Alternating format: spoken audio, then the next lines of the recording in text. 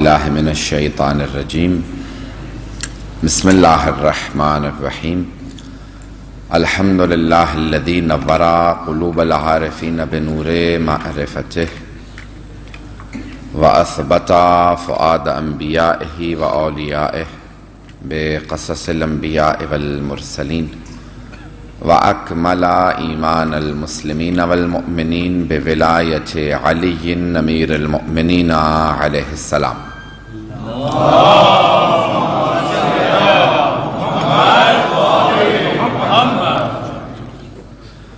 والصلاة والسلام والتحیۃ والاکرام علی افضل الموجودات العبد المؤید والرسول المسدد المصطفى الامجد المحمود الاحمد اعنی ابا القاسم محمد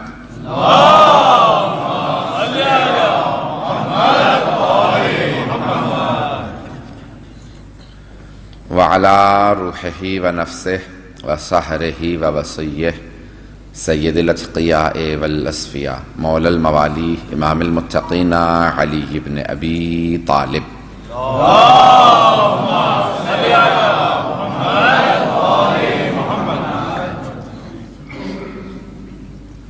وعلى اوصیائه لا سیما بقیۃ اللہ فی الارضین روحی وارواح العالمین لتراب مقدمہ الفدا واللعنۃ الدائمۃ علی اعدائهم اجمعین من الآن الى قیام یوم الدین اما بعد فقد قال جعفر الصادق علیہ الصلاۃ والسلام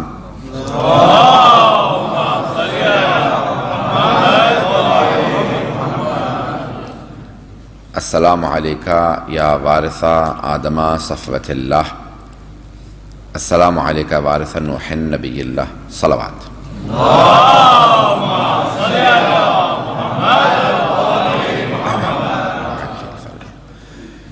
زیارت وارثہ کے عنوان سے ہم نے اس عشرہ میں 43 کو شروع کیا۔ کل سلسلے سے متعلق جو ہم نے پہلی مجلس میں زیارت کی اہمیت، اس کے فضائل اور اس کے ثواب سے متعلق کچھ مطالب آپ کی خدمت میں پیش کیے۔ آج اس پہلے جملے کی تشریح کو مزید آگے بڑھاتے ہوئے کہ امام علیہ السلام فرماتے ہیں سلام ہو میرے جد آپ پر، السلام علیکہ وارث آدم صفوۃ اللہ، اے آدم کی صفوت کے وارث یا اے وارث آدم۔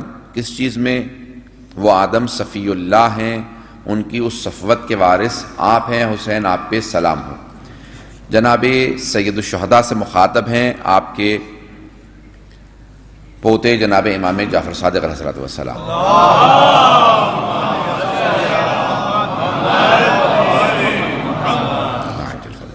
اور امام سنداس سے مخاطب ہو کے امام کو سلام کر رہے ہیں کہ آپ وارث ہیں۔ ہم نے کل بنیادی طور پہ عرض کیا تھا کہ وارث جہاں پہ بھی ہوگا وہاں میراث ہوگی، اور سید الشہداء کو سارے انبیاء کا وارث قرار دیا گیا ہے۔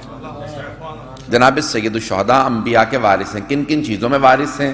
اب وہ اس زیارت میں جناب امام ششم علیہ السلام گنوا رہے ہیں کہ کن کن چیزوں میں کن کن انبیاء کے وارث ہیں۔ ابھی تک مجمع آ رہا ہے کیونکہ ظاہراً آج ہم نے جلدی شروع کر دیا ہے، گزشتہ کل کے ٹائم سے بھی شاید 10 منٹ پہلے، اور آج کے جو ٹائم تھا 8:40 سے بھی پہلے انشاءاللہ کوشش کریں سب لوگ 8:40 سے پہلے پہنچ جائیں تاکہ پھر ہم انشاءاللہ سر وقت بیٹھ کے 1 گھنٹہ کم از کم مطالب پیش کر سکیں۔ عزیزان گرامی، امام علیہ السلام نے یہاں پہ سلام کیا۔ سلام وہی بتا سکتا ہے۔ عزیزان گرامی، ہم یہ عرض کر رہے تھے کہ صرف معصوم جانتا ہے معصوم کا مقام کیا ہے، کیونکہ وہ اس درجے پہ ہے جس درجے پہ دوسرا معصوم ہے۔ عصمت کے درجے کو صرف معصوم ہی بتا سکتا ہے۔ علم لدنی کے وہی مالک ہیں، حجت خدا بھی وہ دونوں ہیں۔ اب امام صادق علیہ السلام وہ تمام صفات رکھتے ہیں، وہ تمام عہدے رکھتے ہیں جو سید الشہداء کے پاس ہیں۔ اب وہ ان عہدوں کے ساتھ امام کی بارگاہ میں آ کے سلام کر رہے ہیں، تو اب اندازہ لگائیں کہ سید الشہداء کا مقام کیا ہے کہ دوسرے امام آ کے انہیں اس طرح سلام کرتے ہیں۔ اب امام آ کے انہیں سلام کرتے ہیں، کہتے ہیں آدم کی صفوت کے وارث آپ پہ سلام۔ آداب زیارت میں درج کیا گیا ہے کہ مستحب یہ ہے جب انسان سلام پڑھے، بہتر یہ ہے پیغمبر اسلام اور ائمہ علیہ السلام کو جب سلام پڑھے تو امام اس طرح سے سلام پڑھتے تھے کہ امام کھڑے ہو کے سلام پڑھتے تھے، کھڑے ہو جاتے تھے پھر سلام پڑھتے تھے۔ اب ہمارے ہاں واجب نہیں ہے کہ انسان کھڑے ہو کے زیارت پڑھے، لیکن امام کی روش یہ ہے کہ کھڑے ہو کے زیارت پڑھے۔ کوئی بیمار ہو سکتا ہے، کوئی مریض ہو سکتا ہے، کوئی بزرگی کی وجہ سے کھڑا نہیں ہو سکتا، لیکن پھر بھی زیارت سے محروم نہ رہے، زیارت پھر بھی پڑھ سکتا ہے۔ دیکھیں کیوں کھڑا ہونا بہتر ہے، کھڑے ہو کے زیارت پڑھنا کیوں مستحب ہے؟ اسلام نام ہے ادب و آداب کا، اور زیارت ادب و آداب کی معراج کا نام ہے۔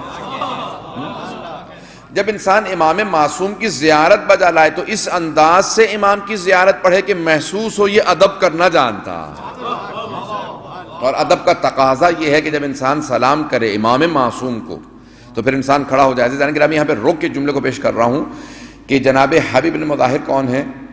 کہ جو صحابی رسول بھی ہیں، اصحاب امیر المومنین میں ہیں، امام حسن حسین دونوں کے اصحاب میں ہیں، شہداء کربلا میں ہیں، اور جناب سید الشہداء نے خود خط لکھ کے انہیں بلایا۔ جب خط ان تک پہنچا تو وہ اس وقت کھانا کھا رہے تھے، اس وقت طعام تناول فرما رہے تھے، اور امام کی حدیث یہ ہے کہ جب کھانے رزق الہی پہ بیٹھے ہو تو پھر کسی کی بھی تعظیم میں کھڑے مت ہو، حتیٰ ماں باپ بھی اگر دسترخوان پہ آ جائیں تو بیٹھے رہو، سوائے امام معصوم کے۔ بس امام معصوم، نبی اور امام کے لیے انسان کھانے پہ رزق پہ اگر کھڑا ہو تو صرف نبی اور امام کے لیے۔ حتیٰ والدین کا احترام ساقط ہو جاتا جب انسان دسترخوان پہ بیٹھا ہو۔ جناب حبیب نے پہلا لقمہ اٹھایا تھا جب جناب سید الشہداء کی طرف سے ایک آدمی پیغام لے کے آیا، اور اس نے دروازے پہ دستک دے کے جیسی دستک سنی نا جناب حبیب نے تو فوراً کہا من بالباب، کون ہے دروازے پہ؟ تو فوراً آواز ہے انا برید الحسین، میں حسین کا پیغام لانے والا۔ تو جناب حبیب نے بھی کیونکہ لقمہ اٹھا لیا تھا اس لیے کھڑے نہیں ہو رہے تھے، وہیں بیٹھے بیٹھے سوال کیا کون آیا، لیکن جیسے ہی اس آواز کو سنا کہ انا برید الحسین تو فوراً کہا کہ پروردگارہ یہ تیرا رزق ہے اور وہ تیرے حجت کا پیغام لایا۔ فوراً اس لقمے کو دوبارہ دسترخوان پہ رکھا اور ننگے پاؤں ننگے سر دوڑتے ہوئے دروازے پہ آئے، اور دروازے پہ پہنچتے ہی کہا کہ کیا کہا میرے مولا نے؟ کہا کہ آپ کے لیے خط دیا۔ اس خط کو فوراً ہاتھ میں لیا، چوما، آنکھوں سے لگایا، کہا کیونکہ یہ حجت خدا کا خط ہے، اس کا یہ مقام ہے۔ تو عزیزان گرامی، احترام کتنا واجب ہے۔ اب سید الشہداء کی زیارت کے لیے جناب امام صادق علیہ السلام اس انداز سے فرما رہے ہیں کہ جب آپ سلام کے لیے آئیں تو پھر تعظیماً کھڑے ہو جائیں، جس طرح خود امام بھی کھڑے ہو کے زیارت پڑھتے تھے۔ کھڑے ہیں، زیارت پڑھ رہے ہیں، اور جناب صفوان نے ان الفاظ کو لکھا، اور پہلا جملہ السلام علیکہ یا وارث آدمہ صفوت اللہ۔ میں اسی لیے یہ کچھ تمہیداً جملے پیش کر رہا ہوں تاکہ جب لوگ پہنچ جائیں تو انشاءاللہ تعالیٰ ان سے زیادہ مجلس کی چیزیں چھوٹ نہ جائیں۔ عزیزان گرامی، پیغمبر السلام فرماتے ہیں کہ کوئی میری زیارت کے لیے آئے تو مجھے زندہ سمجھتے ہوئے میری زیارت کے لیے آئے، زندہ سمجھتے ہوئے۔ من زارنی بعد مماتی کمن زارنی فی حیاتی، کوئی مرنے کے بعد، میرے مرنے کے بعد میری زیارت کے لیے آئے بالکل ایسا ہے جیسا زندگی میں میری زیارت کے لیے آیا ہو۔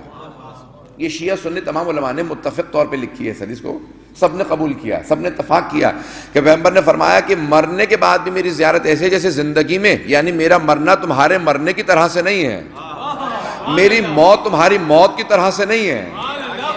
توجہ اس جملے کو ضائع نہ کیجیے گا۔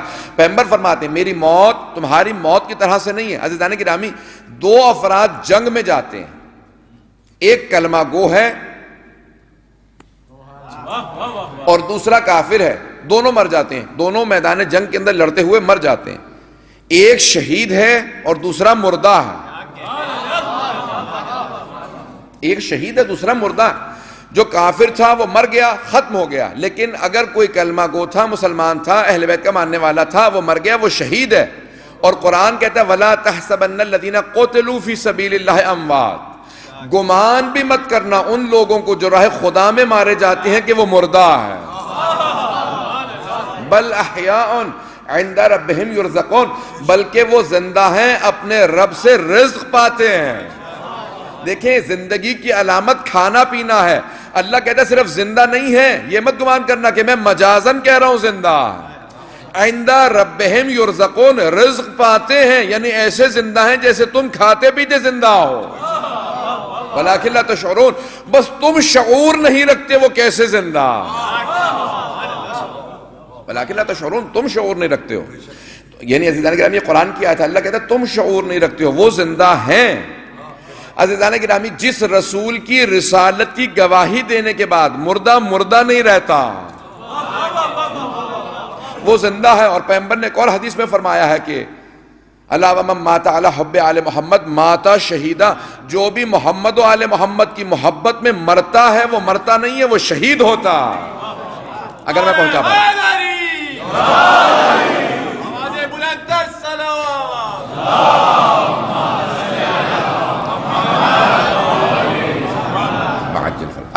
پا رہا ہوں عزیزان کرام۔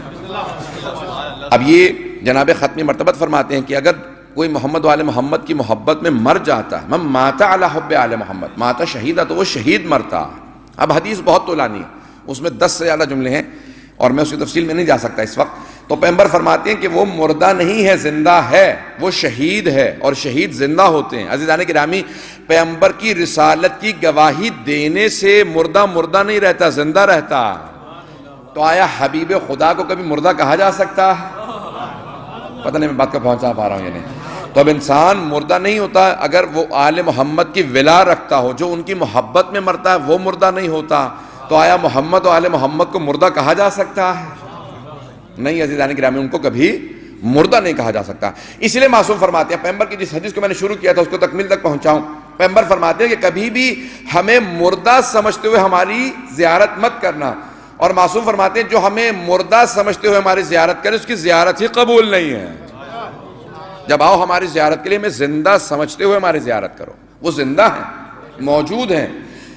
میں گواہی دیتا ہوں، اب آپ زیارت میں کیا پڑھتے ہیں؟ امام علیہ السلام کی زیارت میں جب جائیں نا مشہد مقدس میں، تو وہاں کچھ جملے کہتے ہیں، اشہد انک تسمع کلامی وترد سلامی۔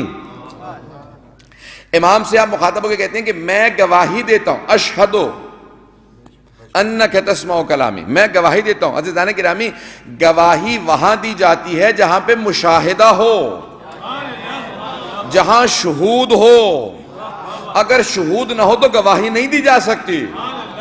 میں آگے جب جملے آئیں گے تو اور زیادہ وضاحت کروں گا، لیکن عزیزان گرامی انسان گواہی دے رہا۔ اب یہاں پہ امام کے آپ بارگاہ میں جاتے ہیں تو کہتے ہیں میں گواہی دیتا ہوں کہ آپ میرے کلام کو سنتے ہیں، میرے سلام کا جواب دیتے ہیں۔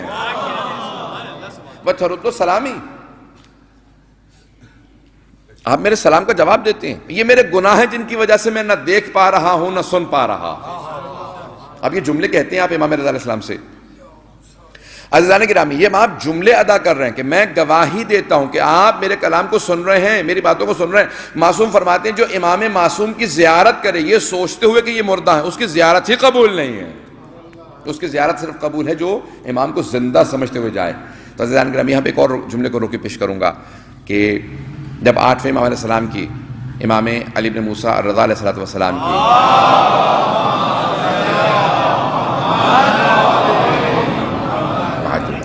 ان کی زندگی میں، ظاہری زندگی کے اندر جب 2 افراد ان کی زیارت کے لیے گئے تو فوراً دونوں نے جا کے کہا کہ مولا ہم آپ کی زیارت کے لیے آئے، بتائیے ہماری نماز قصر ہے یا تمام ہے؟ نماز ہم ظہر عصر کی اور عشاء کی 2 رکعت پڑھیں گے یا 4 رکعت پڑھیں گے؟ تو امام نے دونوں کو دیکھا اور دیکھنے کے بعد کہا کہ تمہاری نماز قصر ہے اور اس کی تمام ہے۔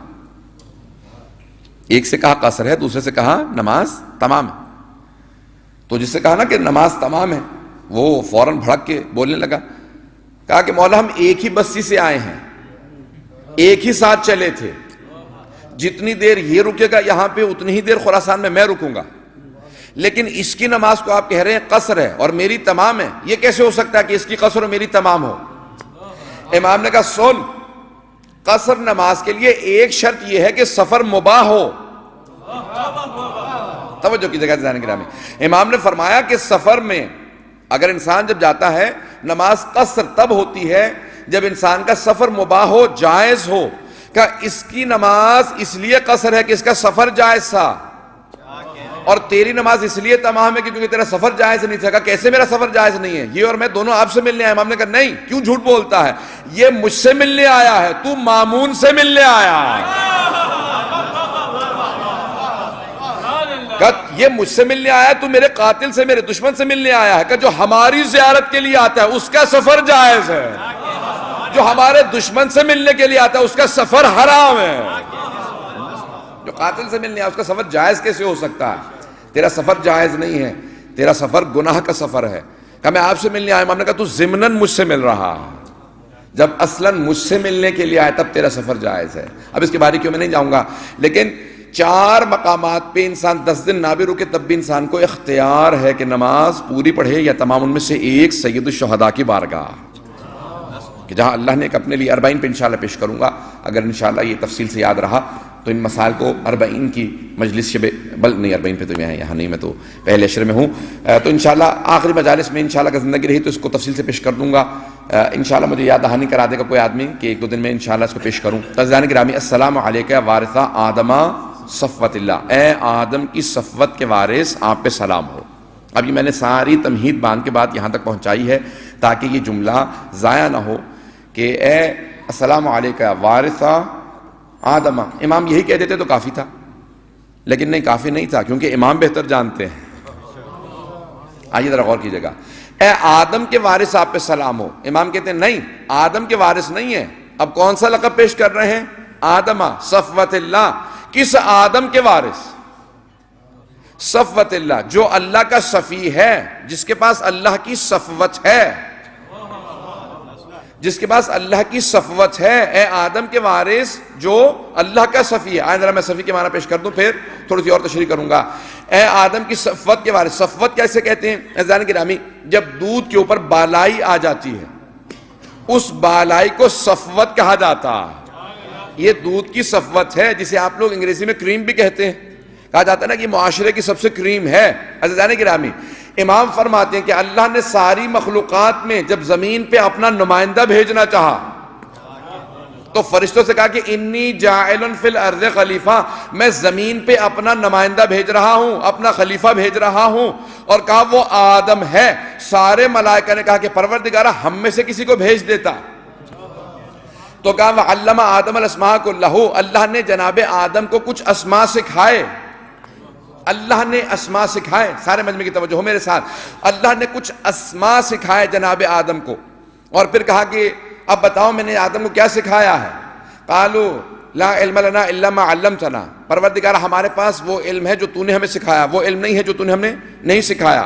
اب اگر اللہ نے صرف جناب آدم کو سکھایا تھا اور فرشتوں سے بھی سوال کر رہا تھا تو پھر یہ عدالت نہیں ہے۔ اللہ نے جناب آدم کو سکھایا لیکن چھپا کے نہیں سکھایا تھا، سارے فرشتے سن رہے تھے، دیکھ رہے تھے، سارے فرشتوں کے سامنے جناب آدم کو کچھ اسماء سکھائے، ان میں سیکھنے کی صلاحیت تھی، انہوں نے سارے اسماء سیکھ لیے۔ اللہ نے کہا بتاؤ میں نے آدم کو کیا سکھایا ہے؟ کہا پروردگارہ تو نے جو ہمیں سکھایا ہے، ہم میں وہ صلاحیت نہیں ہے کہ جس طرح سے تعلیم و تعلم آدم میں پایا جاتا ہے، کہ اسی لیے وہ جو سیکھنے کی صلاحیت آدم میں ہے اسے میں نے اپنا خلیفہ بنایا ہے۔ توجہ ہو عزیزان گرامی، اصول کافی کی روایت ہے کہ 5ویں امام فرماتے ہیں کہ اسماء جو اللہ نے آدم کو جناب آدم کو سکھائے کہ اسماء اعظم تھے، وَعَلَّمَ آدَمَ الْأَسْمَاءَ كُلَّهُ، اللہ نے وہ جو اسماء تمام انبیاء کو سکھائے سب سے زیادہ جناب آدم کو سکھائے۔ توجہ کیجئے گا، اصول کافی کی روایت کو پیش کر رہا ہوں، بحار الانوار میں بھی ہے، حق الیقین میں بھی ہے، اور بہت سی کتابوں کے اندر یہ حدیث موجود ہے جسے پیش کر رہا ہوں ذمہ داری سے۔ اب امام فرماتے ہیں 5ویں امام باقر العلوم علیہ السلام فرماتے ہیں،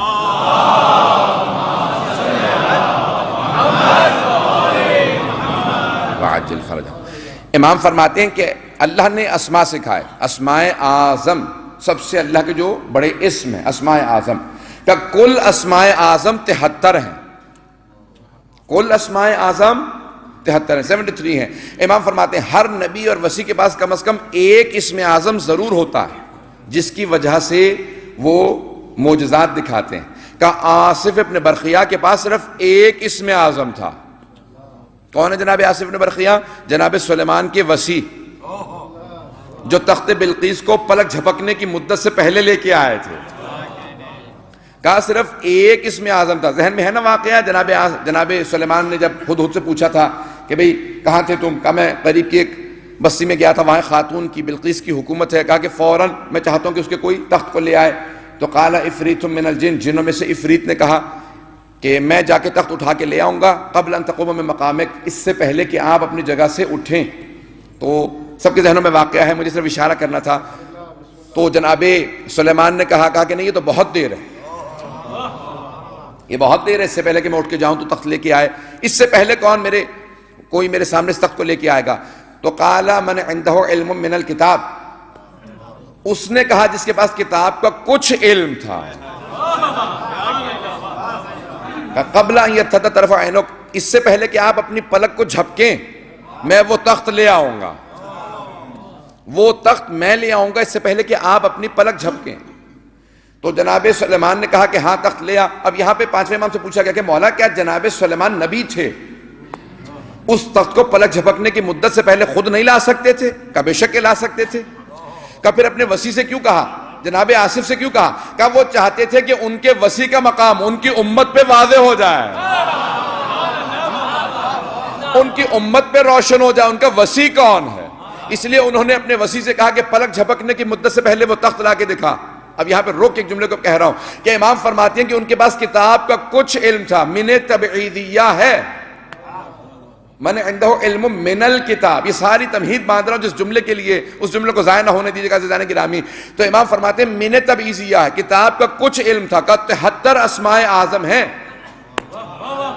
صرف ایک اسم اعظم تھا جناب آصف کے پاس، ایک اسم اعظم تھا جس کی وجہ سے وہ تخت بلقیس کو پلک جھپکنے کی مدت سے پہلے لے آئے۔ کہ جناب عیسیٰ مردوں کو زندہ کرتے تھے، ان کے پاس صرف 2 اسم اعظم تھے۔ جناب موسیٰ ہاتھ ید بیضا تھا، عصا اژدہا میں بدل جاتا تھا، صرف 4 اسماء اعظم تھے۔ جناب ابراہیم خلیل خدا تھے، ان کے پاس 8 اسماء اعظم تھے۔ جناب نوح کے پاس 14 اسم اعظم تھے۔ کہ جناب آدم کے پاس سب سے زیادہ اسم اعظم تھے، 25 اسماء اعظم تھے۔ کہ ہم اہل بیت کے پاس ان 73 میں سے 72 اسماء اعظم ہیں۔ کہ وہ جو ایک اللہ نے ہمیں نہیں دیا، اس نے فرق رکھا کہ وہ خالق ہے، ہم مخلوق ہیں۔ کہ 73 میں سے 72 اسماء اعظم ہمارے پاس ہیں۔ عزیزان گرامی، کا امام معصوم فرماتے ہیں اللہ نے جناب آدم کو سب سے زیادہ انبیاء میں اسماء اعظم دیے تھے، اس لیے کہا یہ صفی اللہ ہے۔ توجہ توجہ توجہ، کہ اس لیے آدم صفی اللہ ہے، اللہ کی صفوت ہے۔ عزیزان گرامی، یعنی سب میں برگزیدہ ہے، چنا ہوا ہے، چوزن ہے، اللہ نے انہیں انتخاب کیا۔ اب امام صادق جب زیارت پڑھتے ہیں سید الشہداء کی تو کہتے ہیں السلام علیکہ یا وارث آدم صفوت اللہ، اے آدم کی صفوت کے وارث آپ پہ سلام۔ اور فرمایا آپ نے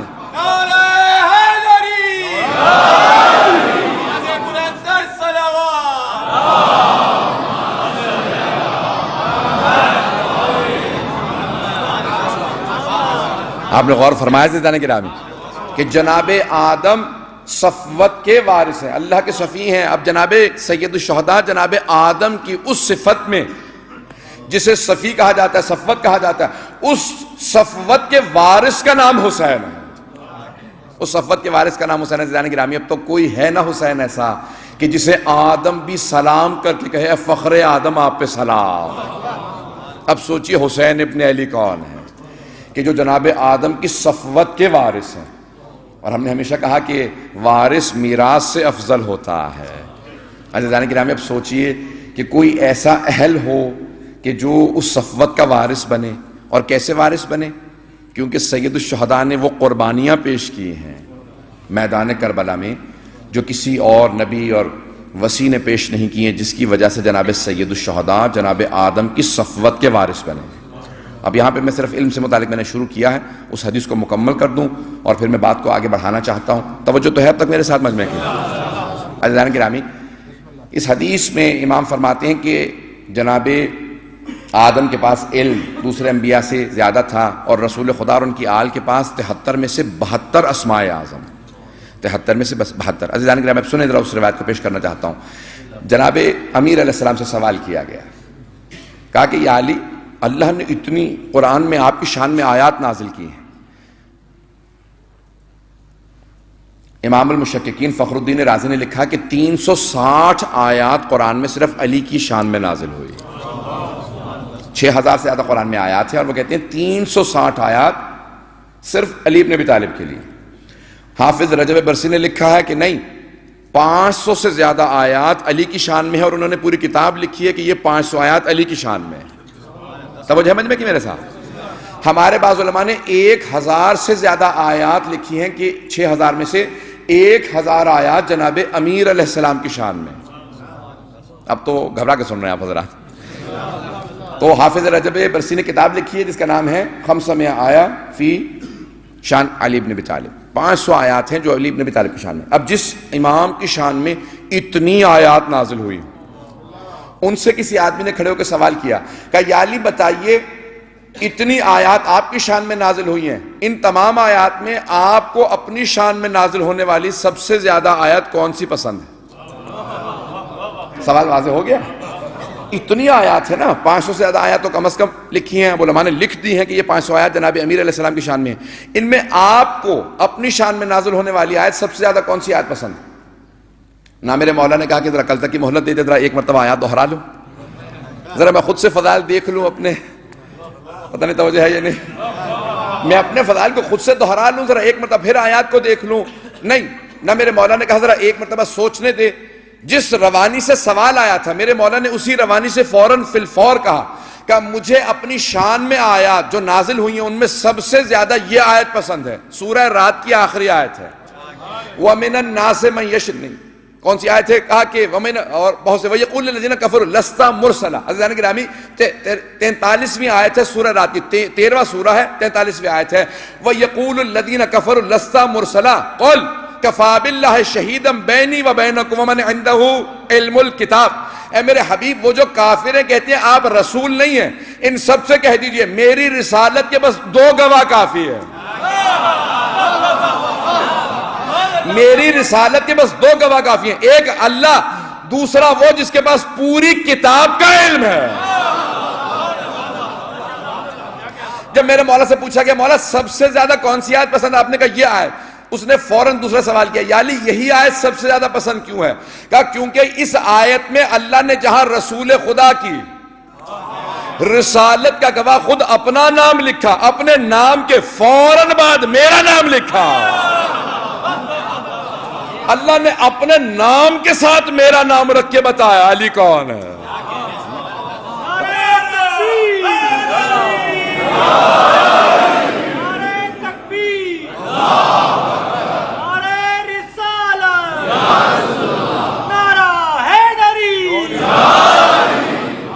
توجہ ہے جانے کے نام. تو جناب امام ششم فرماتے کہا کہ جناب امیر علیہ السلام نے فرمایا مجھے یہ آیت سب سے زیادہ پسند ہے کیونکہ اللہ نے اپنے نام کے فوراً بعد میرا نام رکھا. کہ اللہ نے یہ کہا کہ میں گواہ کافی ہوں، اور دوسرا وہ جس کے پاس پوری کتاب کا علم ہے. عزیزان گرامی اب ذرا غور کیجئے گا کہ جناب آدم صفی اللہ ہیں. اب میں اس کو تھوڑا سا اور پھیلانا چاہ رہا ہوں، اگر آپ لوگ سننا پسند فرمائیں. 15 سے 20 منٹ کی زحمت دوں گا، میرے ساتھ ساتھ رہیں گے. مجھے انشاءاللہ پورا یقین ہے کہ سب لوگ اس کو توجہ سے سن رہے ہیں. کن کن چیزوں میں برگزیدہ ہیں؟ کہا انی جاعلون فی الارض خلیفہ، میں نے چن لیا ہے، بنانے والا میں ہوں، جاعل میں ہوں. اس میں فاعل کی وزن پہ جاعل ہے. اب آپ یہاں ایک عرب ملک میں رہ رہے ہیں اس لیے زیادہ وضاحت کی ضرورت نہیں ہوگی. جاعل اس میں فاعل ہے.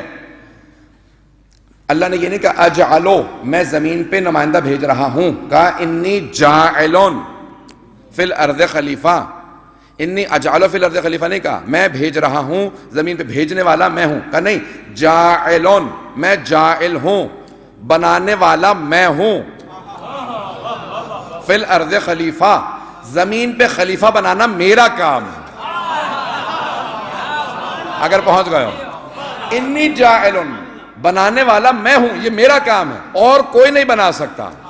جب جناب ابراہیم سے کہا انی جاعلو کا للناس اماما، دوبارہ کہا جاعل میں ہوں، جاعلو کا میں نے بنایا ہے، بنانا میرا کام ہے. یہاں خلافت کہا، وہاں امامت کہا. اللہ کہہ رہا ہے امامت خلافت دونوں میرے سے متعلق ہیں، بنانا میرا کام ہے. خلیفہ بھی میں بناؤں گا، امام بھی میں بناؤں گا، کسی اور کو حق ہی نہیں ہے. توجہ ہو کہ بنانا میرا کام ہے، خلیفہ بنانا میرا کام، امام بنانا میرا کام. تو پھر ہم کیوں کہتے ہیں کہ رسول خدا نے غدیر خم میں،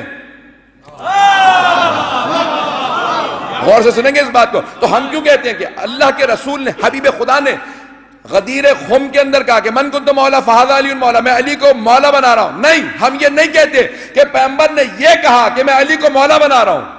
انہوں نے کہا جس کا میں مولا ہوں اس کا علی مولا ہے، لیکن الفاظ کیا استعمال کیے کہ انی تارکن میں چھوڑے جا رہا ہوں، بنانا میرا کام نہیں ہے، بنانا خدا کا کام ہے، میں چھوڑ کے جا رہا ہوں، جسے اللہ نے بنایا اسے میں چھوڑ کے جا رہا ہوں۔ خلیفہ اور امام بنانا اللہ کا کام ہے، اور جسے اللہ نے بنایا ہے میں اسے لوگوں میں چھوڑ کے جا رہا ہوں۔ تو اب جناب آدم سے متعلقہ انی جاعل فی الارض خلیفہ، آئیں صفوت جناب آدم کیا ہے میں اسے پیش کرنا چاہ رہا ہوں آج، کہ جناب آدم صفی خدا ہیں، برگزیدہ ہیں سارے ملائکہ۔ اب روایت کے الفاظ ہیں، میں اصول کافی سے کچھ روایات کو پیش کرنا چاہتا ہوں جو تفسیر میں علماء نے لکھی ہے ہمارے اس آیت کی، یہ جو جناب آدم سے متعلق آیات ہیں اس کی تفسیر میں، کہ جناب آدم صفی پروردگار ہیں، کہ کیا کس طرح سے صفی ہیں، کیسے برگزیدہ ہیں۔ امام فرماتے ہیں کہ جب جناب آدم کی اس پتلے کو جناب پروردگار نے بنا دیا تو سارے ملائکہ سے کہا کہ اس میں جب میں اپنی روح پھونک دوں گا تو تم سب سے کہوں گا اس کے سامنے سجدہ کرو، تم میں سے ایک ایسا ہوگا جو اسے سجدہ نہیں کرے گا اور اس پہ قیامت تک کے لیے، قیامت کے بعد تک میری لعنت رہے گی۔ تو سارے کے سارے فرشتے کانپنے لگے، کہ پروردگارا وہ ہم نہ ہوں، وہ میں نہ ہوں، اگر بات پہنچ رہی ہو۔ ہر فرشتہ کانپنے لگا۔ معصوم فرماتے ہیں کہ ایک ایک کر کے ہر فرشتہ ابلیس کے پاس آیا اور کہا کہ ہمارے لیے دعا کر دے۔ شریعہ مالک صاحب کی روایت ہے، فرماتے ہیں کہ ہمارے لیے دعا کر دے کہ وہ جس پہ اللہ کی لعنت ہوگی وہ میں نہ ہوں۔ تو امام کہتے ہیں اتنا متکبر تھا کہ ہاتھوں کو اٹھا کے کہتا تھا پروردگارا جب تو اپنی لعنت بھیجے گا تو اس پہ لعنت نہ بھیجنا۔ جو بھی فرشتہ اس کے پاس آتا تھا اس کا نام لے کے آتا تھا پروردگارا اس پہ اپنی لعنت مت بھیج، پروردگارا اس پہ وہ تیری لعنت نہ آئے۔ کہا ایک مرتبہ کبھی ابلیس نے اپنے لیے دعا نہیں مانگی، اتنا متکبر تھا، کبھی اپنے لیے دعا نہیں مانگی کہ پروردگارا وہ میں نہ ہوں جس پہ تیری لعنت۔ کہا اور جب بھی جناب آدم کے پاس سے جنت میں گزرتا تھا تو اکثر وہاں پہ توہین کرتا تھا اور کہتا تھا پروردگار نے نہ جانے کیا بنایا ہے۔ کہا کہ اللہ سبحانہ و تعالیٰ یہ سب دیکھ رہا تھا، قدرت الہی دیکھ رہی تھی۔ کہا فرشتے صرف ظاہر کو دیکھتے تھے، وہ وہاں موجود نہیں ہوتے تھے، وہ اس کی عبادت کو دیکھ کے عرش پہ لے گئے تھے۔ وہ کان من الجن، قرآن کی آیت ہے، وہ جنوں میں سے تھا، فرشتوں میں سے نہیں تھا، اسے زمین سے فرشتے آسمان پہ لے گئے تھے۔ کیوں لے گئے تھے؟ اب یہ مجھے کچھ باریکیاں یہاں پیش کرنی ہے۔ عبادت کو دیکھ کے کہا پروردگارہ ہم اسے عرش پہ لے آئیں، یہ تیری اتنی عبادت کرتا ہے جن ہوتے ہوئے۔ اللہ نے کہا اگر تم چاہو تو لے آؤ، میں نہیں کہہ رہا کہ اسے لے آؤ، تم چاہو تو لے آؤ۔ کہا پروردگارہ یہ جن ہوتے ہوئے اتنی عبادت کرتا ہے، ہم چاہتے ہیں کہ ہماری صفوں میں بیٹھے۔ وہ صرف ظاہر کو دیکھ رہے تھے، اس سے زیادہ کھل کے تو نہیں پیش کروں گا۔ وہ صرف ظاہر کو دیکھ رہے تھے، ظاہری عبادت کو دیکھ رہے تھے، دل کے حال کو نہیں جانتے تھے۔ اگر بات کو پہنچا پاؤں، یہاں پہ سارے مجمع تک بات کو پہنچانا چاہتا ہوں۔ چھٹے امام فرماتے ہیں کہ ابلیس تب تک چھپا رہا جب تک کہ اس کا امتحان نہیں ہو گیا۔ جس دن آزمائش ہوئی کھل کے اس کا شیطان سامنے آیا۔ بہت سے چھپے رہتے ہیں جب تک آزمائشیں نہیں ہوتی، لوگ انہیں عابد و زاہد سمجھتے رہتے ہیں، پیغمبر کی بزم میں بیٹھنے والا سمجھتے رہتے ہیں۔ جب امتحان ہوتا ہے اس کے اندر کا شیطان کھل کے باہر آتا۔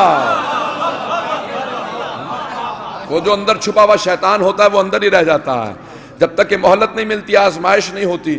اب نہ جانے کتنے لوگوں کی آزمائشیں ہوئیں، جیسے امتحان ہوا اندر کے شیطان باہر آنے لگے ان سب کے۔ اب نہ جانے پیغمبر اسلام، دیکھیں نا پیغمبر نے جو معیار بیان کیا تو عزیزان گرامی، وہ ابلیس چھپا ہوا تھا۔ امام کہتے ہیں کہ اس نے کیا کام کیا؟ اول من قاس ہوا ابلیس، سب سے پہلے ابلیس نے قیاس کیا۔ جیسی پروردگار نے کہا نا کہ میں نے اپنی روح پھونک دی ہے، فقعوا لہ ساجدین، اس کے سامنے سجدے میں گر جاؤ، توجہ مجھ میں کی۔ تو ایک مرتبہ جب پروردگار نے کہا اس کے سامنے سجدے میں گر جاؤ، فسجدوا کلہم الا ابلیس، سب نے سجدہ کیا سوائے ابلیس کے۔ ابا واستکبر وکان من الکافرین، اس نے انکار کر دیا اور وہ استکبار کرنے لگا، متکبر نہیں ہوا۔ اللہ نے یہ نہیں کہا تکبرا، اس نے تکبر کیا، استکبرا، استکبار کیا اس نے۔ توجہ ہے، بڑا فرق ہے لفظ تکبر میں اور استکبار میں۔ تکبر جب کسی کوئی شے ہو کسی کے پاس اور وہ اس پہ تکبر کرے، کسی کے پاس دولت ہو وہ دولت پہ تکبر کرنے لگے کہ میرے پاس اتنی دولت ہے، میرا کیا مقابلہ کرو گے؟ اور اگر کسی کے پاس ہو ہی کچھ نہ، اور وہ اس پہ اعترانے لگے تو اسے تکبر نہیں کہا جاتا، اسے استکبار کہا جاتا ہے۔ اللہ سبحانہ وتعالیٰ قرآن میں کہتا ہے ابا واستکبرا، اس نے استکبار کیا کہ اس کے پاس تھا ہی کچھ نہیں اور وہ پروردگار کے مقابلے میں کھڑا ہو گیا۔ ابا واستکبرا وکانا من الکافرین، توجہ چاہوں گا، وکانا من الکافرین۔ کچھ لوگ پہنچ گئے، یہ نہیں کہا کہ وہ اس وقت کافر ہو گیا، کہ کانا پہلے ہی سے کافر تھا، وہ پہلے ہی سے کافر تھا۔ اب چھٹے امام کی حدیث سمجھ میں آتی ہے کہ پیغمبر کے بعد بہت سے لوگوں نے اہل بیت پہ اتنا ظلم کیا، وہ پہلے ہی سے کافر تھے، پلک جھپکنے کی مدت کے لیے ایمان نہیں لائے تھے، امتحان کے بعد پتہ چلا یہ کافر ہے۔ امتحان ہوا، آزمائش ہوئی اور ان کا وہ کفر سامنے آنے لگا، تو ابلیس کے لیے اللہ نے کہا وَكَانَ مِنَ الْكَافِرِينَ، اور وہ پہلے ہی سے کافروں میں تھا۔ عزیزان گرامی، کفر عجیب و غریب چیز ہے، انسان اسے چھپا کے رکھے ہوئے، اب عجیب و غریب ہے نا یہ ابلیس۔ وَكَانَ مِنَ الْكَافِرِينَ، اور وہ پہلے ہی سے کافروں میں تھا۔ اللہ نے فوراً کہا اخرج، نکل جا میری بارگاہ سے، اور میری لعنت تجھ پہ قیامت تک کے لیے ہے، الی یوم الدین۔ اب عزیزان گرامی، امام کہتے ہیں کہ اس نے کیا کیا، اس نے قیاس کیا تھا۔ کیا قیاس کیا تھا؟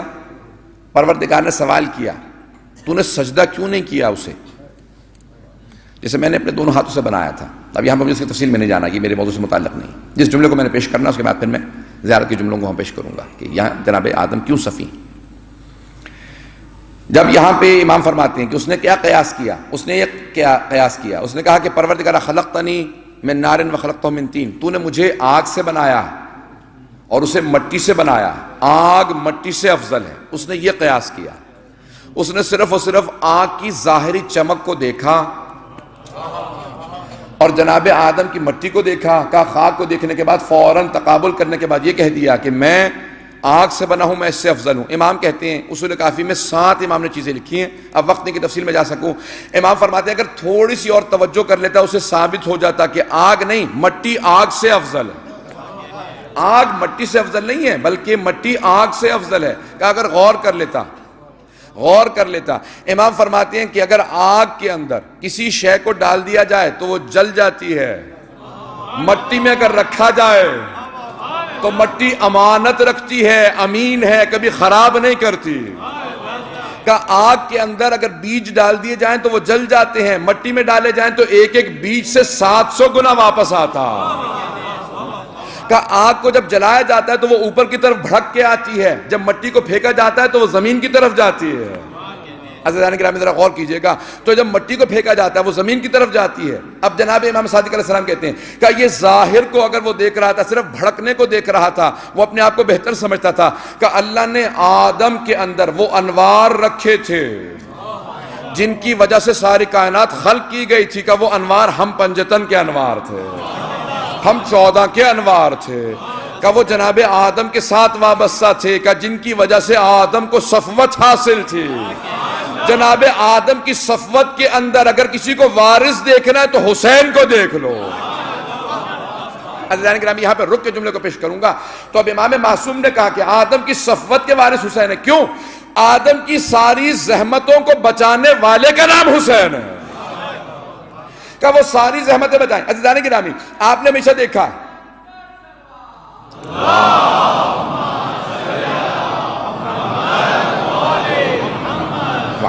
میں نے یہ ساری تمہید باندھی ان جملوں کے لیے، اگر آپ یہاں تک اگر پہنچ گئے ہیں تو انشاءاللہ مجھے مکمل کرنے دیجیے اس بحث کو۔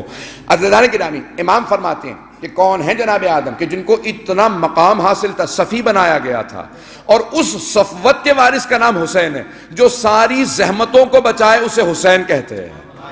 امام کہتے ہیں اگر دیکھو کسی جگہ پہ بہت سے افراد ہوں، اس مثال کو پیش کروں گا، پھر دنیاوی ایک مثال سے اس کی فوراً ایک مثال دے دوں گا تاکہ بات واضح ہو جائے، کہ اگر ایک گھر کے اندر، گھرانے کے اندر بہت زیادہ شخصیات ہوں اور اس گھرانے کے اندر کوئی بچہ ہو تو اس بچے کے لیے بہت مشکل ہوتا ہے اپنا مقام بنوانا۔ اگر ایک گھر کے اندر، میں دنیا میں مثال دے دیتا ہوں، اگر ایک گھر کے اندر نانا پریزیڈنٹ ہو، صدر ہو، باپ پرائم منسٹر ہو، وزیر اعظم ہو، ماں بھی کوئی اسپیکر ہو، دادا بھائی وغیرہ سب بڑے بڑے وزیر ہوں، اس گھر کے اندر کسی بچے کو اپنی بات منوانی ہو کتنا مشکل ہوگا؟ اس بچے کو ثابت کرنا پڑے گا ان سب بزرگوں کے لیے کہ یہ بچہ خاص بچہ ہے۔ عزیزان گرامی، اور اگر کسی گھر میں نانا سید المرسلین ہو،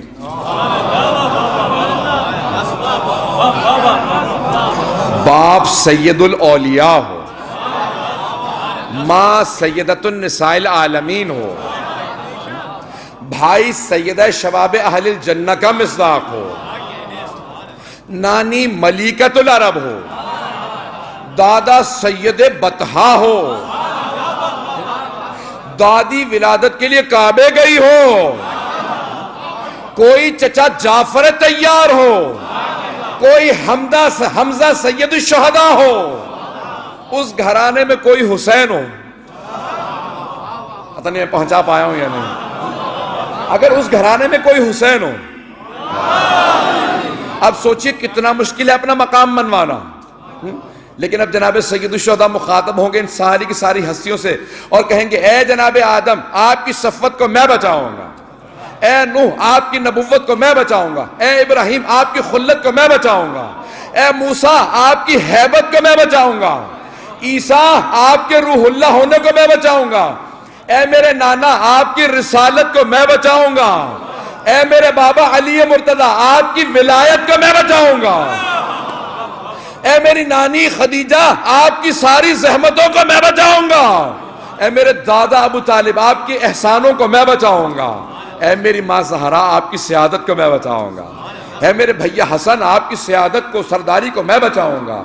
اب سوچئے حسین کون ہے؟ جو ساری زحمتوں کا وارث ہو، حسین ابن علی ہے۔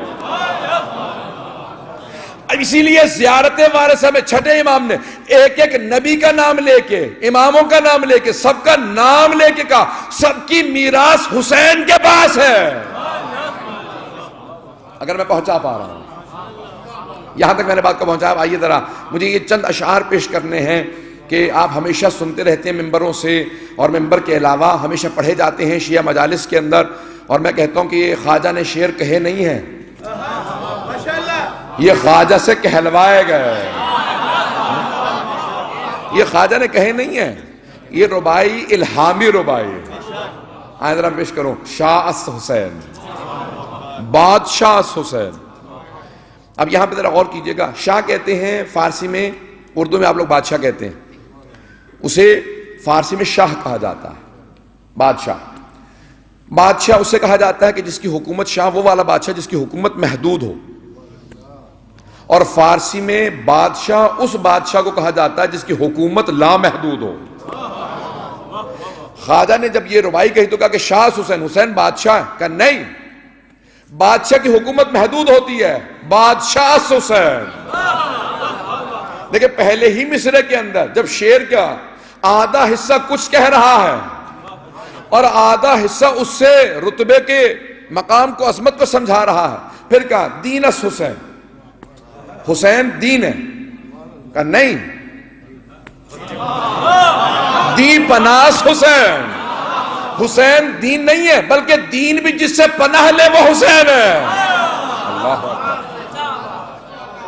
اب دیکھیں تیسرے مصرعے کے اندر کیا کیا، کہا سرداد نداد، سرداد نداد دست در دست سے یزید، کا سر دے دیا لیکن اپنا ہاتھ یزید کے ہاتھوں میں نہیں دیا۔ عزیزان گرامی، اگر آپ چار مصروں کو دیکھیں نا تو ربائی کہتے ہی اسے جیسے چار مصرے ہوں، ان چار مصروں میں 5 مرتبہ امام حسین کا نام آیا، 5 مرتبہ، شاہ حسین، بادشاہ حسین، دین حسین، دی پناس حسین، اور چوتھے مصرے میں حقا کے بنا لا الہ اس حسین۔ 4 مصرے ہیں لیکن 5 مرتبہ حسین کہا، یعنی خواجہ یہ بتا رہے ہیں کہ حسین حسین نہیں ہے بلکہ پنجتن کے نمائندے کا نام حسین ہے۔ تیسرا مصرع واحد مصرع ہے جہاں پہ لفظ حسین نہیں آیا۔ تیسرے مصرے میں سرداد نہ داد دس در دس یزید، واضح ہے کہ امام حسین سے متعلق ہے، سر دے دیا اپنا ہاتھ یزید کے ہاتھ میں نہیں دیا۔ کیوں؟ تیسرے مصرے میں حسین نے کہا، ہر مصرے میں آخری مصرے میں 1 مرتبہ اور پہلے 2 مصرے میں 2 مرتبہ حسین کا، تیسرے مصرے میں کیونکہ یزید کا نام آ گیا تھا تو خواجہ نے وہاں سید الشہداء کا نام لے لیا. کہا کیوں؟ کہا ایک اتنا پست ہے، دوسرا اتنا بلند ہے کہ دونوں کا نام ساتھ نہیں آ سکتا. اور یہی امام نے بھی کہا تھا نا، قتل الحسین بکربلا، کہا حسین کربلا میں مارے گئے. قاتل کا نام ساتھ نہ لینا. حسین اتنے عظیم ہیں کہ قاتل اتنا پس سے ساتھ نام نہیں لیا جا سکتا. عزیزان گرامی، یہ زیارت وارثہ کے میں نے صرف ابھی پہلے جملے کو پیش کیا ہے. حقا کے بناء لا الہ اس حسین کا اگر لا الہ کی بھی اگر بنیادوں میں جا کے دیکھو گے تو خون حسین نظر آئے گا. آج ذات باری تعالیٰ ہوتی، ذات خدا اللہ ہوتا، لیکن اللہ کا کوئی ماننے والا نہ ہوتا، اگر سید الشہداء قربانی نہ دیتے. آج جتنے ماننے والے ہیں وہ جناب سید الشہداء کی قربانیوں کی وجہ سے. عزیزان گرامی، آج یکم صفر تھی اور اس تاریخ میں جب جناب سید الشہداء جا رہے تھے نا، 28 رجب کو 60 ہجری میں جناب سید الشہداء چلے مدینے سے. جب چلے تو جناب عبداللہ ابن عباس نے سوال کیا، کہا کہ مولا عراق والوں نے آپ کے بابا کے ساتھ وفا نہیں کی تھی، پھر آپ کے بھائی حسن کے ساتھ بھی وفا نہیں کی، عراق والوں پہ بھروسہ مت کیجیے. مولا نے کہا میں جانتا ہوں کہ وہ وفا کریں گے نہیں میرے ساتھ. کہا پھر آپ عراق کیوں جا رہے ہیں؟ کہا میں شہادت کے لیے جا رہا ہوں.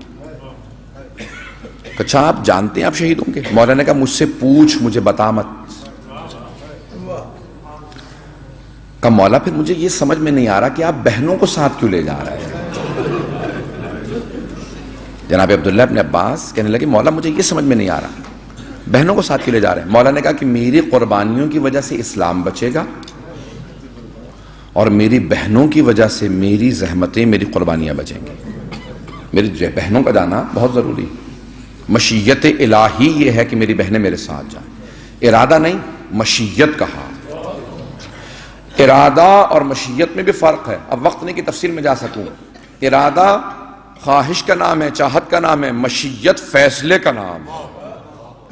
کا فیصلہ پروردگار یہ ہے کہ میری بہنیں میرے ساتھ جائیں. کیوں جائیں بہنیں؟ کہا کہ یہ ساری میری زحمتوں کو بچائیں گی. یزید کیا سوچ رہا تھا کہ اس نے چاروں طرف سے گھیر کے امام حسین کو میدان کربلا میں شہید کر دیا. اب وہ یہ سوچ رہا تھا میں نے مار دیا سب کو، اصحاب کو، بیٹوں کو، سب کو مار دیا، اب کچھ نہیں بچا. لیکن عزیزان گرامی، جہاں جہاں سے جناب زینب گزرتی تھی نا، جہاں تھوڑا سا بھی مجمع دیکھتی تھی بی بی فوراً کہتی تھی ایھا الناس سے لوگو، یہ باغی کا نہیں نواسہ رسول کا قافلہ، یہ نواسہ رسول کا سر. بی بی ہر جگہ تعارف کرواتی تھی. تھوڑا سا اگر میں وقت زیادہ لوں گا تو میرے ساتھ رہیے گا. یہاں تک کہ جب ایک مرتبہ عبید اللہ ابن زیاد ملعون کا دربار تھا نا، تو اس نے بی بی سے مخاطب ہو کے کہا کہ خدا نے تیرے بھائی کو مار دیا. تو بی بی نے فوراً کہا خدا لعنت کرے میرے بھائی کے قاتل پہ. جیسے کہا نا خدا لعنت کرے میرے بھائی کے قاتل پہ، تو وہ فوراً چیخنے لگا، کہا کہ لعنت کیوں کر رہی ہیں آپ؟ بی بی نے کہا تجھے کیا تکلیف ہے؟ میں نے تو اپنے بھائی کے قاتل پہ لعنت کی ہے. میں نے اپنے بھائی کے قاتل پہ لعنت کی، تجھے تکلیف کیا؟ وہ جانتا تھا کہ بی بی اس ایک جملے میں سب کچھ کہہ گئی. اب غور کیجیے گا عزیزان گرامی، جیسے بی بی نے خطبہ شروع کیا نا عبید اللہ ابن زیاد کے دربار میں، تو وہاں پہ حضرت عبداللہ عفیف موجود تھے. انہوں نے صرف الفاظ سنے بی بی کے خطبے کے. دونوں ان کی آنکھیں نابینا ہو چکی تھی، ایک جمل میں دوسری صفین میں. تو انہوں نے فوراً آواز دے کے پوچھا، کہا یہ کون ہے جو علی کے لہجے میں خطبہ دے رہا ہے؟ علی کی شہادت کو 20 برس سے زیادہ ہو چکے ہیں، یہ کون ہے جو علی کے لہجے میں خطبہ دے رہا ہے؟ تو کسی نے آواز دی، کہا یہ علی کی بیٹی ہے. وہ جناب عبداللہ عفیف تھے، عاشق امیر المومنین تھے. مولا کا نام سننا تھا کہ مولا کی بیٹی. جملے کو پیش کروں یہاں. کہا تم نہیں جانتے وہ علی کے جب یہ آ رہی تھی بیٹیاں، انہوں نے کوفے والوں سے کہا تھا کوفے والوں آج رات کوئی گھر سے باہر نہ نکلے. سنیں گے، سن کے روئیے گا. کہا کوفے والوں آج رات کوئی گھر سے باہر نہ نکلے. تو کوفے والوں نے کہا مولا کیوں؟ کہا کیونکہ آج رات نبی کی نواسیاں آ رہی ہیں. کوفے میں نبی کی نواسیاں آ رہی ہیں. کہا جب پہلی مرتبہ یہ بیویاں آئی تھیں تو مولا نے اتنا پردے کا اہتمام کیا تھا کہ رات میں شہر میں لائے تھے اور لوگوں سے کہا تھا کوئی گھر سے باہر نہ نکلے. کہ تم مجمع عام میں لے آیا. تو فوراً ایک مرتبہ عبید اللہ کو وہ سرزنش کرنے لگے, لان تان کرنے لگے, سخت الفاظ میں اس سے ہم کلام ہوئے. تو عبید اللہ نے فوراً اشارہ کیا, کہا کہ اس کو قتل کر دو. تو ان کے کچھ جاننے والے ان کو گھر سے وہاں سے فوراً دربار سے لے گئے, اور جب گھر پہنچے تو ان کا کوئی بیٹا نہیں تھا, صرف ایک بیٹی تھی. جب گھر پہنچے تو پھر ان کی کیسے شہادت ہوئی وہ ایک الگ واقعہ مجھے کیونکہ آج شام سے متعلق پیش نہ ہے. تو یہاں جناب عبداللہ عفیف برداشت نہیں کر سکے جب انہوں نے سنا کہ علی کی بیٹی عبید اللہ ابن زیاد کے دربار میں.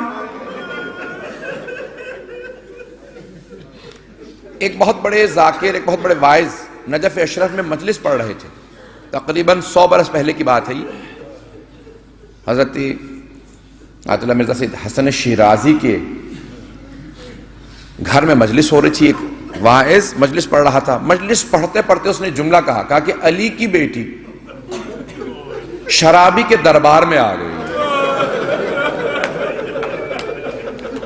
یہ جملہ سنا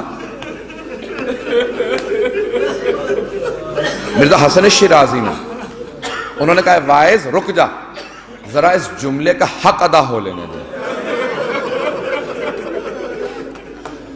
بلند آواز سے روتے جاتے تھے, سر کو پیٹتے جاتے تھے اور ایک بات دہراتے رہتے, علی کی بیٹی شرابی کے دربار میں.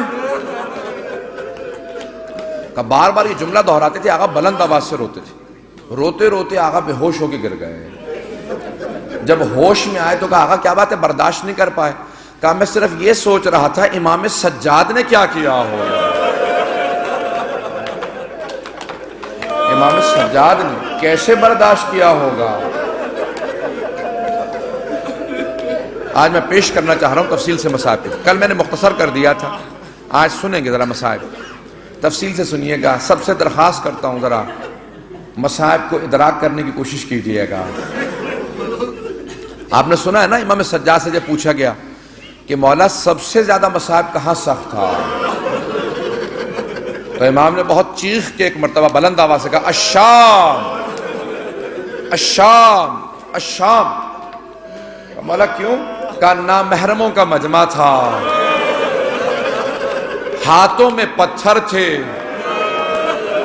باغیوں کے نعرے تھے, بالا خانوں پہ مستورات تھی اور پانی پھینک رہی تھی. کہ میری پھپھیاں اونٹنیوں پہ تھیں, لوگ پتھر مار رہے تھے. کہ اس دوران جب کوئی پتھر مار کے کہتے ہیں نا باغیوں کا قافلہ, کہ وہ میں برداشت نہیں کر پاتا تھا.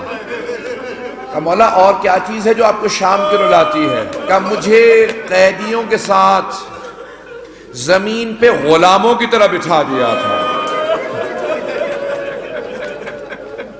اجرکم اللہ. سنیں بھئی, آپ روایت کو پیش کر رہا ہوں.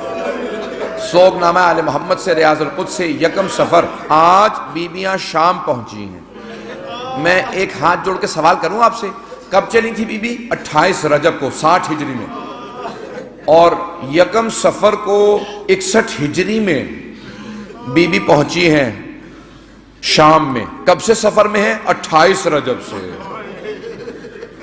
تو اب 6 مہینے اور 2 دن سے سفر میں ہے بیوی. علی کی بیٹی 6 مہینے سے زیادہ ہو گیا سفر میں ہے. میں ایک سوال کروں, بی بی کے پاؤں کتنے زخمی ہوں گے؟ ایسا تو نہیں کہ جب 1 صفر کو شام پہنچی ہو تو نالین ٹوٹ چکے ہوں گے, پاؤں میں کانٹے ہوں گے.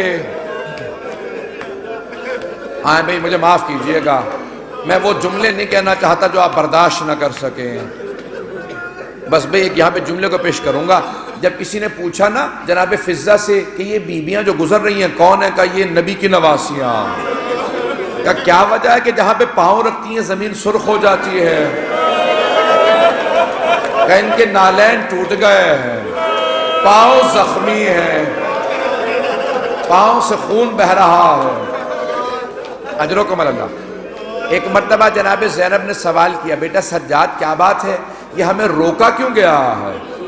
امام سجاد کی آنکھوں سے آنسو جاری ہوئے، ایک جملہ کہا پھوپھی اماں دربار کو سجایا جا رہا ہے۔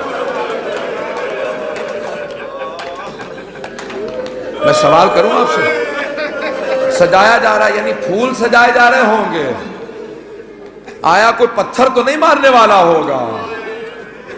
بس بھئی کہا پھوپھی اماں دربار سجایا جا رہا ہے۔ بار بار اعلان ہوتا تھا باغیوں کا قافلہ آ گیا۔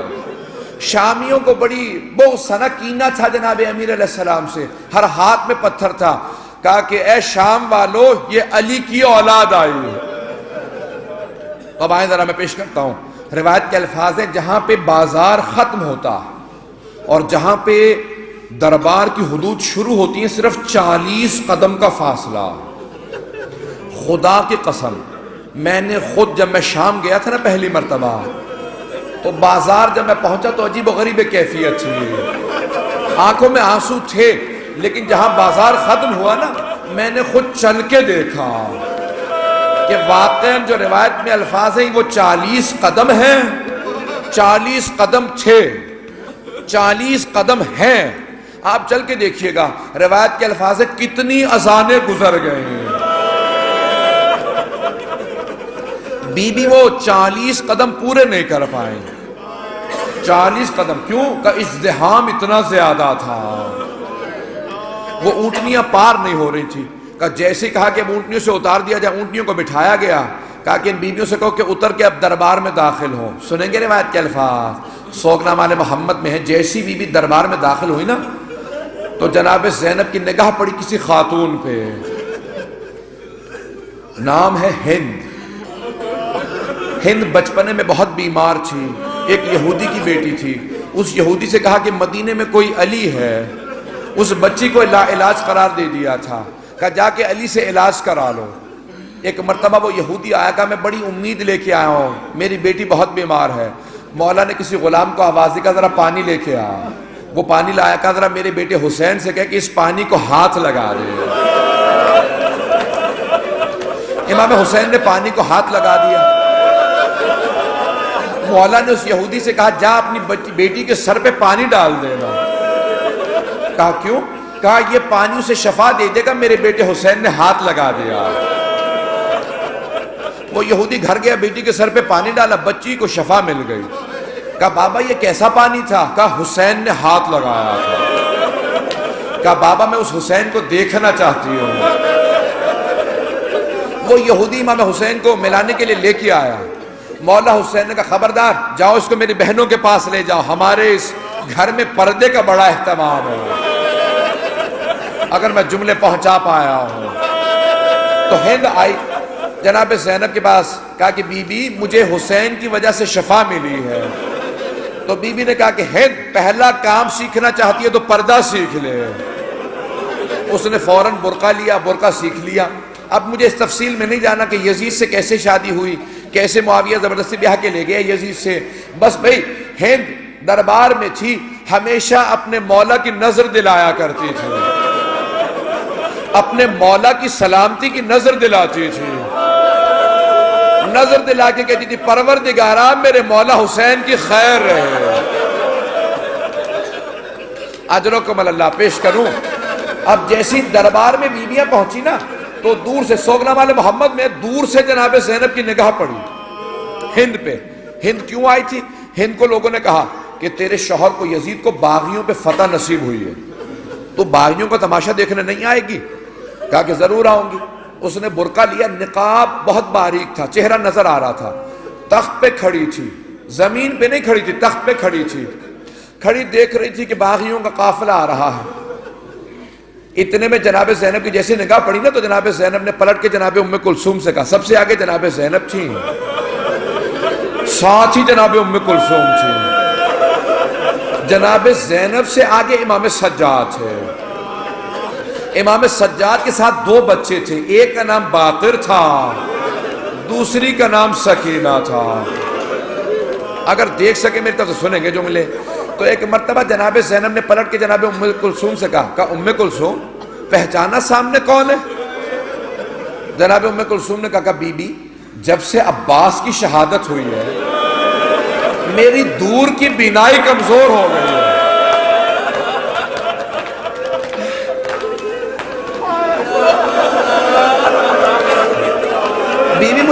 کی چیزیں نظر نہیں آتی ہیں. عباس کی شہادت کے بعد اب مجھے نظر نہیں آتا صحیح طرح.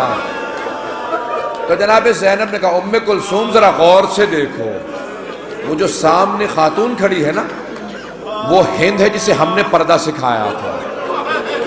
اب جناب ام کلثوم سے رہا نہ گیا. کہا بی بی جسے ہم نے پردہ سکھایا تھا وہ تو پردے میں ہے لیکن ہم پردے میں نہیں ہیں. اجرکم اللہ، اجرکم اللہ. بس بھئی یکم سفر ہے نا، میں نے اس لیے جملے پیش کیے ہیں، مجھے معاف کیجیے گا اگر برداشت نہ کر سکے. آگے سب جملے پیش کر رہا ہوں. آگے ایک مرتبہ ساری بیویوں نے سر جھکا لیا کہ ہند کا سامنا نہ ہو. جب سر جھکائے گزر رہی تھی نا بیویاں، تو ایک مرتبہ ہند نے تخت پہ کھڑے کھڑے آواز دی. کہا من ای بلاد انتم، آپ لوگ کون سے شہر کے رہنے والے ہو؟ تو جناب زینب نے کہا نحن من بلاد المدینہ، ہم مدینے شہر کے رہنے والے ہیں. ایک مرتبہ ہند تخت سے اتر کے زمین پہ آ گئے. جب تخت سے اتری نا تو اب جناب زینب سے رہا نہ گیا. کہا کیا بات ہے، تخت سے کیوں اتری ہو؟ کہا مدینے والوں کے احترام میں. کہا میں مدینے والوں کا بڑا احترام کرتی ہوں. اب ہند نے سوال کیا. کہا بی بی اگر میں مدینے والوں سے متعلق پوچھوں آپ بتائیں گی؟ بی بی نے فوراً پوچھا. کہا کس کا پوچھنا چاہتی ہے؟ کہا بی بی مدینے میں میرا مولا حسین رہتا. جناب زینب کی آنکھوں میں آنسو آ گئے، لیکن بی بی نے اپنا سر جھکائے رکھا، سر نہیں اٹھایا. بی بی نے کہا اور کس کا پوچھنا چاہتی ہے؟ کہا بی بی میرے مولا کا ایک بیٹا ہے، ہم شکل پیغمبر ہیں، نام علی اکبر ہے، بہت خوبصورت ہے. میری بیوی نے آقا زادی نے فوراً کہا ہند اور کس کا پوچھنا چاہتی ہے؟ کہا میرے مولا کا ایک اور بیٹا ہے، نام سجاد ہے، عبادت کا پیکر ہے، اس کے سجدے بڑے مشہور ہیں. بی بی نے کہا اور کس کا پوچھنا چاہتی ہے؟ اس نے کہا بی بی میرے مولا کا ایک بھائی ہے، نام عباس ہے، غیرت کا پیکر ہے. جناب زینب نے ایک مرتبہ کہا کہ ہند اپنے مولا کی بہنوں کا نہیں پوچھے گی؟ بس ایک مرتبہ جب کہا نا بی بی نے اپنے مولا کی بہنوں کا نہیں پوچھے گی، تو ہند نے کہا بی بی خبردار، ان کے نام اس دربار میں نہ لینا، وہ علی کی بیٹیاں ہیں، ان کی ماں کا جنازہ رات میں اٹھا تھا، خبردار ان کے نام نہ لینا. بی بی یہ شرابی کا دربار ہے، وہ علی کی بیٹیاں. بس ایک مرتبہ جناب زینب نے سر اٹھایا. کہا ہند غور سے دیکھ، میں زینب ہوں، ہند یہ ام کلثوم ہے، وہ رقیہ، وہ رباب. ہند نے ایک سوال کیا. کہا بی بی اتنا کچھ ہو گیا، عباس کہاں تھا؟ اب جناب زینب سے رہا نہ گیا. ہند دیکھ، وہ جو تیرے شوہر کے سامنے تخت رکھا ہے اس میں حسین کا سر ہے، وہ جو سامنے تھیلا اس میں عباس کا سر ہے، یہ جو قیدی کھڑا ہے یہ سجاد ہے، وہ جو سامنے سر ہے پہلا علی اکبر کا، دوسرا علی اصغر کا، ساتھ میں قاسم کا. ہند نے اپنی چادر کو اتار کے پھینکا، برقع اتارا، دوڑتی ہوئی مجمع عام میں آ گئی. آواز نکال یزید یہ تو نے کیا کر دیا؟ یزید یہ علی کی بیٹیاں، یہ نبی کی نواسیاں.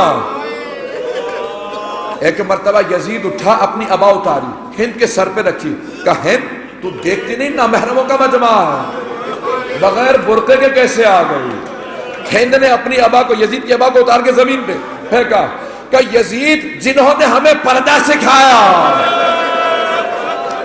جنہوں نے مجھے پردہ سکھایا، تو ان مستورات کو مجمع عام میں لے آیا. اجرکم علی اللہ. میں آخری جملے پیش کر رہا ہوں، آخری جملے، اگر ان جملوں کو برداشت کر سکیں. بس بھئی ایک مرتبہ ہند کو وہاں سے ہٹا دیا گیا، امام سجاد نے خطبہ دیا، جناب زینب کبریٰ نے خطبہ دیا. جب امام سجاد خطبہ دے رہے تھے نا تو ایک مرتبہ اس نے کہا اذان شروع کر دو. جب اذان ہوئی نا تو کسی نے کہا اشہد ان محمد رسول اللہ. امام سجاد نے کہا مؤذن رک جا، یزید بتا یہ تیرے نانے کا نام ہے، یہ تیرے جد کا نام ہے، یہ میرے جد کا نام ہے. اگر تو کہے گا تیرے جد کا نام ہے تو جھوٹا، اور اگر کہے گا میرے جد کا نام ہے بتا ہمیں دربار میں کیوں لایا. ایک مرتبہ یزید نے کہا ذرا اس قیدی کا سر قلم کر دو. جلاد نے تلوار کھینچی، آگے بڑھا، جناب زینب نے اپنی گردن امام سجاد کی گردن پہ رکھ دی. کہ خبردار رک جا، میں نے اپنے بھائی سے وعدہ کیا تھا میں امامت کی حفاظت کروں گی. ایک مرتبہ یزید نے کہا اس خاتون کو بھی قتل کر دو. آخری جملے پیش کر رہا ہوں. ایک مرتبہ کہا اس خاتون کو بھی قتل کر دو. جیسے ہی جلاد آگے بڑھا نا جناب فضہ آگے آ گئی، سامنے کھڑی ہو گئی. کہ خبردار جب تک فضہ زندہ ہے میں زینب پہ آنچ نہیں آنے دوں گی. میں نے زینب کی ماں سے وعدہ کیا تھا زینب کو کبھی آنچ نہیں آئے گی. یزید نے کہا اس بوڑھی خاتون کو بھی قتل کر دو. جب جلاد آگے بڑھا نا جناب فضہ نے سر اٹھایا، بالوں کو جھٹکا، کہ او حبشی غلاموں میں تمہارے قبیلے سے ہوں، تمہاری غیرت کہاں ہے؟ میرے پہ تلوار اٹھے تم دیکھتے رہو. 500 تلواریں کھنچ کے کہا یزید ہم بغاوت کر دیں گے، فضہ پہ تلوار نہیں چل سکتی، یہ ہمارے قبیلے سے. یزید نے کہا چھوڑ دو. اب جناب زینب سے رہا نہ گیا، فوراً مدینے کا رخ کیا. کہا نانا اماں کی کنیز فضہ کے اتنے ماننے والے، آپ کی نوازی کا آج کوئی ماننے والا نہیں. الا لعنت اللہ علی القوم الظالمین.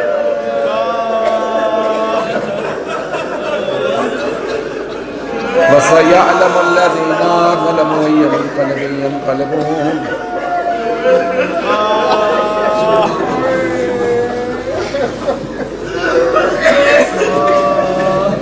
بس بھئی ہاتھوں کو بلند کیجئے گا، مختصر سے دعا پیش کروں گا. پروردگار واسطہ اس ماں کا،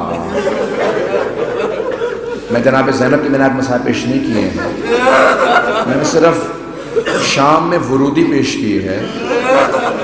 میں کل جناب زینب کے مسائل پیش کروں گا، اور وہ مسائل اکثر لوگ برداشت نہیں کر پاتے. تو جو لوگ مسائل برداشت نہیں کرتے بے شک کل نہ آئیں. کل میں بیوی کے مسائل پیش کروں گا جو صرف بیوی سے مخصوص ہے. لیکن آج ذرا آج ہاتھوں کو بلند کیجیے گا. میں آج ام المصائب کا ایک واسطہ دوں گا. بہت بڑے عالم دین جب امام زمانہ سے ملاقات ہوئی کہ مولا آپ کے شیعوں کے لیے کوئی پیغام ہے؟ تو وہ کہتے ہیں امام زمانہ نے مجھ سے کہا میرے شیعوں سے کہنا جب بھی میرے ظہور کی دعا مانگیں میری پھپھی زینب کا واسطہ ہے، کہ خدا میری پھپھی کا واسطہ کبھی رد نہیں کرتا، کہ خدا میری پھپھی زینب کا واسطہ کبھی رد نہیں کرتا. آئے بھی ہاتھوں کو بلند کیجیے گا. پروردگارہ واسطہ اس بی بی کی عظمتوں کا، ہماری گنہگار آنکھوں کو امام زمانہ کا ظہور دیکھنا نصیب فرما. پروردگارہ دنیا کے حالات سخت خراب ہیں، مومنین کی حفاظت فرما، ہمارے مقامات مقدسہ کی حفاظت فرما. یہاں پہ بہت سے لوگ برداشت نہیں کر پاتے ہیں نا، میں جملے کو پیش کروں. پروردگارہ واسطہ اس ماں کا جب جو بیٹوں کے لاشوں کے پاس سے جا رہی تھی نا تو رو نہیں رہی تھی اس وقت، آنکھیں بند کر کے صرف ایک جملہ کہہ رہی تھی اونو محمد الوداع، میرے شیرو ماں جا رہی ہے. بی بی رو نہیں رہی تھی. پروردگارہ واسطہ اس ماں کا جس نے کربلا میں بیٹوں کو یاد نہیں کیا. پروردگارہ واسطہ اس بی بی کی عظمتوں کا، اس کی چادر کا واسطہ، ہماری گنہگار آنکھوں کا امام زمانہ کا ظہور دیکھنا نصیب فرما. پروردگارہ جو مؤمنین یہاں موجود ہیں سب کی دعائیں مستجاب فرما، بے اولادوں کو اولاد عنایت فرما، مقروضوں کے قرض ادا فرما، پریشان حالوں کی پریشانیاں دور فرما، مؤمنین کی حفاظت فرما. پروردگارہ جو بیمار ہیں تجھے واسطہ اس بیمار کا جس سے شام غریبہ میں بستر چھین لیا گیا، آپ نے کبھی دیکھا تو نہیں ہوگا نا کہ کسی بیمار کا بستر چھین لیا جاتا ہو. بیماروں سے بستر نہیں چھینے جاتے. شام غریبہ میں ایک بیمار سے بستر چھین لیا گیا تھا. پروردگارا امام سجاد کی اس بستر کے چھننے کا واسطہ تمام مریضوں کو شفائے کاملہ عنایت فرما. پروردگارا جناب زینب کی اجڑی گود کا واسطہ جتنے مومنین بے اولاد سب کو اولاد عنایت فرما. پروردگارا جتنے افراد نے التماس سے دعا کی سب کی دعائیں مستجاب فرما. جو ہاتھ بلند ہے کسی کو رد نہ فرما. پروردگارا ہم سب کی